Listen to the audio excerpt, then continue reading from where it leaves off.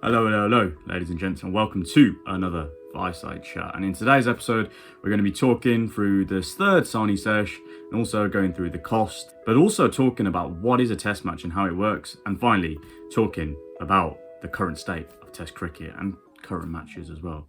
But without further ado, let's get started. What can I say about the Sesh? It was brilliant. The fans were fantastic. The noise, the ambience, the atmosphere. It had me singing, it had me dancing. I was involved. I loved it. I felt as though I was part of the Bharat Army at one stage, even though I don't have a membership, but it was brilliant and I can't wait to get to more India games. The atmosphere is always fantastic at India games, as you saw. That's also considering the fact that there was only 4,000 people at the stadium, so because it was a COVID event, you couldn't have a full capacity, so only 4,000 people were allowed. And look at the noise that the fans brought, and it's brilliant, especially for test cricket as well, because like I said in the second Sani Sesh, test cricket sometimes does get unfairly judged as boring, but as you saw in the third Sani Sesh, as well as the second Sani Sesh, test cricket is anything but boring. But yeah, the Sesh was fantastic. The game itself was brilliant. It was on a knife edge. Obviously New Zealand, we saw batted their first innings at the start. Obviously India got them all out, and then India started to bat in there for their second innings, and then New Zealand got a few early wickets, and then that was that for the day. But it was a brilliant day, and I can't wait to get to more cricket matches, especially involving the likes of India and New Zealand. So that was the Sesh itself, but as with all Sani Seshes, there are costs involved. So in terms of getting to Southampton, I got a train from Solihull train station to London Marylebone, which cost this much. I then got a tube from London Marylebone to Waterloo, and that cost this much. I then got a train from London Waterloo to Southampton Central, which cost this much. I of course stayed overnight in Southampton at the Premier Inn, Lenny Henry's cheeky gaff, and that cost this much. I then in the morning got a breakfast, which cost this much. I also got an Uber from the Premier Inn to the Ageas Bowl, which is where the Sesh took place, which cost this much. At the ground itself, I got some samosa chaat, which is a street food, which cost this much. I also got a souvenir, so I got this bottle as well, which cost this much. Which therefore meant that I didn't have to pay for any water at the game because there were refillable taps. On the way back after the game itself, I got a bus from the grounds to Southampton Parkway, which cost this much. And then I got a train from Southampton Parkway to Birmingham International, which cost this much. And finally, we got the ticket itself for the Sesh, and that cost this much. So altogether, the costs for the Sesh cost this much. Which again, if you take out the fact that I stayed overnight, and the fact that the Sesh took up at least a third of the overall cost, it's not too much.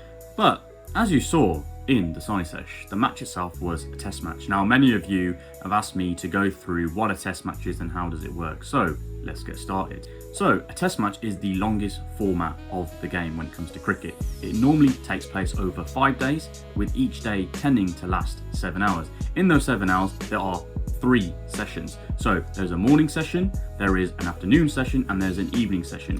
So there are 3 sessions, and you're thinking, how do the breaks work? So after the morning session, there is a 40-minute lunch break, and after the afternoon session, which is the second session, there is a tea break, which lasts 20 minutes. And then finally, you have the evening session, and once the evening session is done, you have close of play, which is the end of the day, and then they go on to the next day. On any given day, 90 overs are permitted to be bowled by the bowling team. So an over constitutes of 6 deliveries by a bowler. So a bowler will come, run up and bowl 6 deliveries, be that a spinner or a fast bowler inside. But you might be thinking, how do you determine who is batting first and who is bowling first? So that takes place on day 1, where the umpire does a coin toss and finds out which team wants to bat and which team wants to bowl. So that is how the game starts. Now you're thinking, how does the game actually work? So the aim of the game is for your team to win. Now you're thinking, how do you win? So for example, say if team A are batting first and they get 200 runs in their first innings, they're all out, they have lost all 10 wickets. Team B then proceeds to bat, and let's say they get 210 runs. So team B has a lead of 10 runs. Now, after team B have become all out, which they are, team A then proceeds to bat for a second time. This is the second innings. Not only do they have to get 10 runs to go past the lead that Team B have got, they also need to increase the amount of runs they had so they can set Team B a target in their second innings for them to chase. So let's say in the second innings for Team A, they reach 210 runs. So Team B, in order to win the test match, need to get 201 runs. Now, both teams can still win. If Team B reach 201 runs, then they have won the test match. However, if Team A get Team B out before they reach 201 runs, then they have won. But you have to remember, there is no limitations when it comes to how many overs a team wants to bat. This is where something called a declaration comes in handy. So declaration happens when the team that's batting decides to declare their innings and they put the bowling team into batting. This tends to happen when the batting team has enough runs where they think, yes, we can get the team that's bowling out quite early. So this happens a lot when, let's say, for example, Team A have reached 200 runs in their first innings, and let's say Team B reaches 190 in their first innings. Once Team A bats in their second innings, and let's say they get about 450 runs, the lead that they have produced, they could declare instead of reaching an even higher total, because they might think that if they put the team that's bowling into bat in their second innings, it might be able to get them out considerably quickly and therefore get a result. There is a slight nuance that must be added into this equation. There is something called a follow-on. So let's say Team A gets 400 runs. Team B only reaches 199 runs.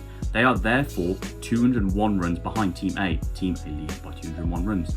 As the lead is exceeding 200 runs, there is something called the follow-on. So Team A can decide if they want to put Team B into bat again. Sometimes a draw can take place as well. No, so Team A could win, Team B could win, but there could be a draw. A draw could happen if both sides know there won't be a result on the final day, or if there's been a washout, so rain, or for any other reasons. Like say Team B batting second cannot reach the target and they just defend all day, then they know they can't get a result, and that's what happens. But that in a nutshell is Test cricket. If you want to know more, just put in the comments and I will do a quick video on Instagram of anything else. So that is how a test match works. But in terms of test matches that are happening right now, there is a big one, and that is India versus England. So India currently lead the 5-match test series 1-0. The first test match was a draw, which is ironic because we just went through that.